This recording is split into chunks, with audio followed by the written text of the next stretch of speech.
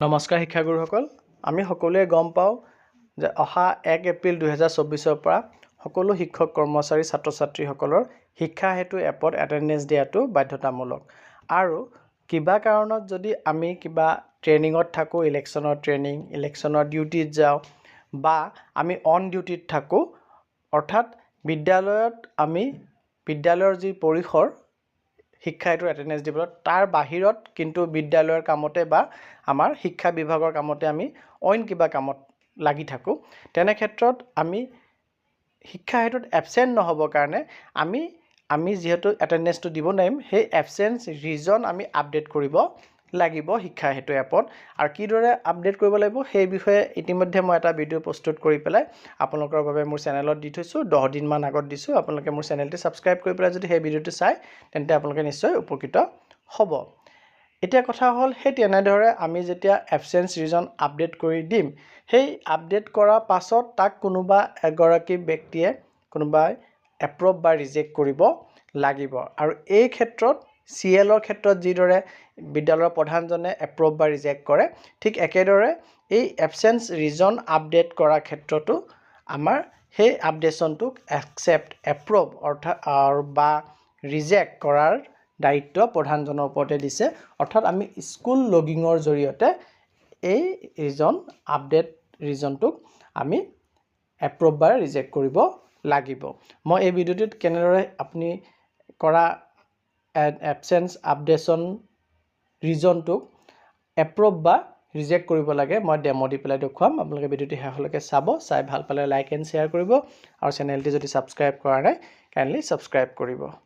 এবচেন্স reasons আপডেশ্যনক approve বা reject কৰিবৰ কাৰণে আমি শিক্ষা হেতু পৰ্টেলত স্কুল লগিং কৰিব লাগিব। স্কুল লগিং কৰিবলৈ আমি সকলোৱে জানো, সেইকাৰণে মই সেইখিনি আপোনালোকক দেখুওৱা নাই। স্কুল লগিং কৰিলে এনেধৰণৰ এটা ডেছবৰ্ড খোল খায়। তাৰ ওপৰত থকা 3টা লাষ্টত যদি আমি ক্লিক কৰোঁ, তেন্তে আমাৰ আগত বহুতকেইটা অপশ্যন ওলায়। তাৰে আমি 3 নম্বৰ অপশ্যনটো টিচাৰ এণ্ড ষ্টাফত আমি ক্লিক কৰিম। তেতিয়া আমাৰ আকৌ বহুতকেইটা অপশ্যন ওলায়। তাৰ পৰা আমাৰ শেষৰ ফালৰ পৰা 4 নম্বৰ যোনটো ষ্টাফ এবচেন্স ৰিজন আপডেশ্যন, তাত আমি ক্লিক কৰিম। আৰু ইয়াতে আমি গৈ পেলাই আপডেট ৰিজনটো আমি কৰিছিলোঁ আগৰ পিছে, বা আমি যদি অন ডিউটিত থাকোঁ, ইলেকশ্যন ডিউটিত থাকোঁ, আমি এই কিনাৰত থকা আপডেট ৰিজনত গৈ পেলাই সেই ৰিজনটো আপডেট কৰিব লাগে। কিন্তু কোনোবা শিক্ষকে সেই আপডেট ৰিজনত আপডেট কৰিছে, তেখেতক এপ্ৰুভ বা ৰিজেক্ট কৰাৰ কাৰণে আমি কি কৰিব লাগিব সেইটো আমি এতিয়া চাম। ইয়াতে যদি আপোনালোকে দেখা পায়, staff name, mobile number, apply date, from date, to date, কিমানৰ পৰা কিমান তাৰিখলৈকে ছুটি বিচৰা হৈছে, ছুটিৰ ৰিজন কি দিছে,